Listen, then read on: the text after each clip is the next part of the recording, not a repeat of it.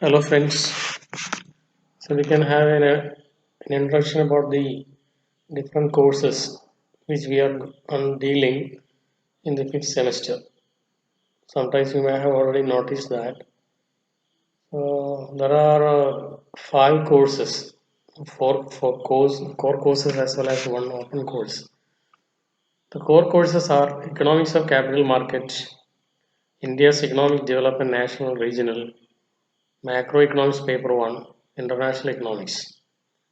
And one open course will be provided by the other departments, and you can choose any one course offered by any of the other departments, namely commerce, zoology, physics, and physical education. The details regarding the open course will be provided later. Now we can have an introduction about international economics. And before coming to the detailed explanation of international economics, first we can recall the meaning of economics itself.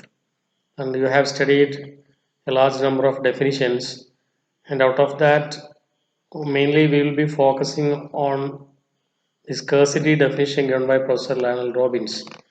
And according to that definition, economics is a science which studies human behavior as a relationship between ends and scarce means, which have alternative uses. The implications of this definition are given below. First one, wants of human beings are unlimited. Second one, resources to satisfy these unlimited wants are limited and scarce.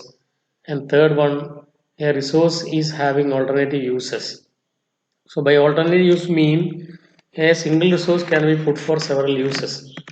That is why we have to choose the resources for which we are utilizing is very important, or we can say that the optimum utilization of resources is very much essential since the resources are limited and our wants are unlimited. And from this point of view, we can see that no nation in the world is possible to produce all goods and services required by its people. And in order to meet the needs of the people, so they have to get goods and services from other countries. Just like that, all countries will be depending on other countries. So we can say that all countries in the world are dependent and interrelated one another. Or in short, we can say that all countries at present are open economies and not closed economies. And in your earlier classes, you have studied the meaning of closed economies and open economies. Closed economies are those economies which do not have any economic relations with the rest of the world, whereas open economies are countries or economies which do have economic relations with the rest of the world. Since we have to depend on other nations or all countries are interdependent, dependent, we have to study all these in a separate branch. So that branch is simply known as international economics. Now we can discuss the important reasons for differences in production possibilities in different countries, or why differences in production possibilities in countries occur. So the major reasons could be explained as follows. It may be because of the differences in natural resource endowments. Certain countries are abundantly endowed with certain natural resources, and that those countries are capable of producing goods and services which are produced by using these abundant resources. And similarly, changes in climatic conditions, changes in mineral resources and mines, and differences in human and capital resources, differences in technological capabilities, differences in entrepreneurial and managerial skills, etc., are uh, responsible for the differences in production possibilities in different countries. All these differences will be leading to the production efficiency of different countries, which means that some countries are more efficient than other countries in producing goods and services.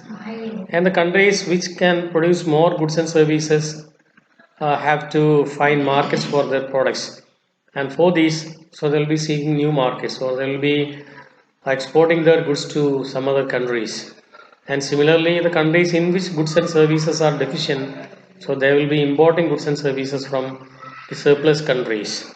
And all these will be dealt under a particular branch of economics, namely international economics. And hence, the study of international economics has become an integral part of general economics. Now we can have some definitions of international economics. And as we know, economics has been defined in different ways by different writers. International economics has also been defined in different ways by different writers, and will be mainly focusing on two simple and important definitions. The first one is given by Charles P. Kindleberger, and according to him, international economics is the study of production, distribution, and consumption of goods, services, and capital on a worldwide basis. Which means that along with the production, distribution, and consumption of goods and services, here we are focused on the production of production, distribution, and consumption of capital also. And the second definition is given by Soderstern and Jeffrey Reed. And according to them, international economics is that branch of economics which deals with international trade and international finance. And from this, we can see that the important branches of international economics are international trade and international finance. The next point is the important scope or subject matters of international economics, or the areas where we are coming across international economics. And it can be put into several topics or heads. And the first one is known as international trade theory.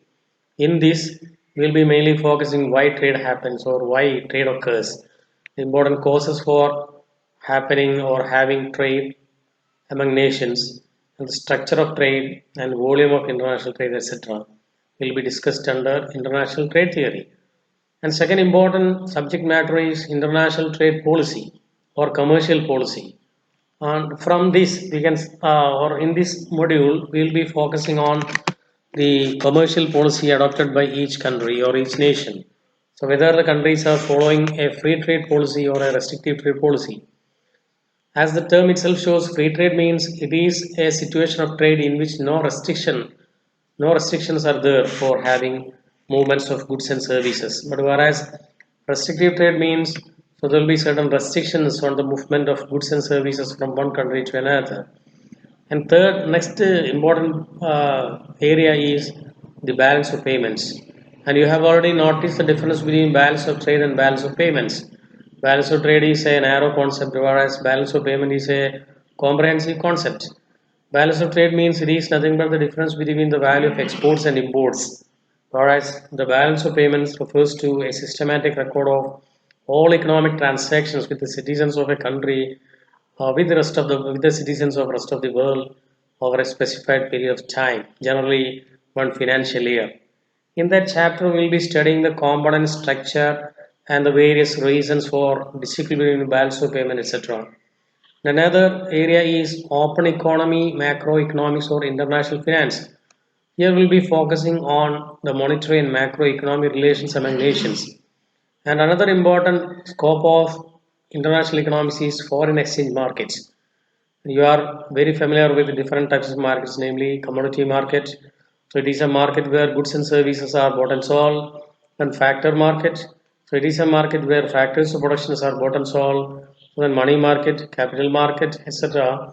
And just like that, foreign exchange market is also there.